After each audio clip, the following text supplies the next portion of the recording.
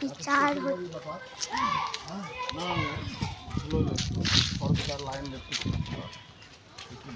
আমাকে যে ডাইতেছে পাখি মাছটা মানুষের টাকা আমার স্ত্রী বলবে এখানে যে 17 হলে ছেলে মানে ওর স্বামী গন্ডগোলটা স্বামী কি কারণে মানুষ দেখলে ছেলে একটু আলো বলে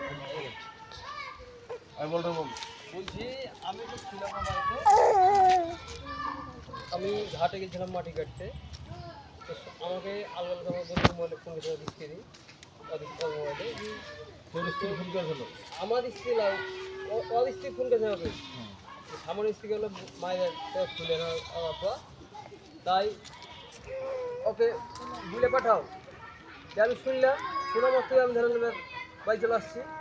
আর দাদার সাথে দেখা এলো, দাদাকে বললাম যাতে ব্যাপার এই ঘটনা দিয়ে ধরেন আসিয়া আসিয়া দেখলো যে ওকে বাইরে আছে, হাত টাক সব লাল হয়ে গেছে বাইরে। আমার বাপকে দেখতে পাইনি আমি, যেটা মুখে বলে বাপে যে লোকজনটাকে রাখলো। ওকে বলি থানা মানা যাস না, আমি একটা জিজ্ঞাসা লোকজনটাকে কী করে জিজ্ঞাসা হলো সেটা দেখ এটাই বলো। বহু বড় কি হয়েছে বাড়িতে দিন বলিয়াছিল ছেলে বাবা ছেলেটাকে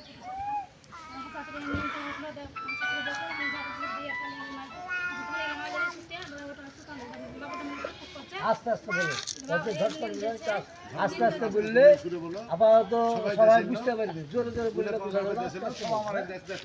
হ্যাঁ আস্তে আস্তে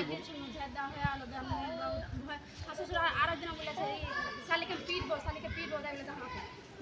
শাশুড়িও নাই লেও নাই তাকে লোককে বাড়ানো মার দিবে লোককে বেড়াইছি মিঠে বাড়ি যাচ্ছি অত বাড়ি যাচ্ছি ওর হচ্ছে যে একটু ভর্তি করছি মারবে শাশুড়ি অনেকে নাই যে বলে ওই কোনো গেল 10 পারলো আমি জানি খালি গেলাম মাজা হইলো তখন ফাইনলে হইলো ভাত মাত্র ভাত চড়াবো এ বলে ইটটাকে থুয়েছে আখার কাছে আর আমার শ্বশুর আখাটা ভেঙে দিলে। ভাঙার পরে আমাকে ছিল করে মারলে। আরেকদিনও মেরেছিল ব্যালটের বাড়ি, ওর ব্যাটার সামনে মেরেছিল ব্যালটের বাড়ি, তাকে কিছু বলিনি।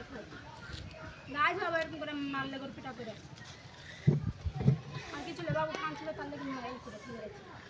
ছেলেটা হয়তো লিখে পারতাম লিখে ছোটো ছেলেটাকে কান তোমার বেটা হোক বিক্রি হোক কাজ হলো সবুজ রঙের জামা পরেছে বলেন।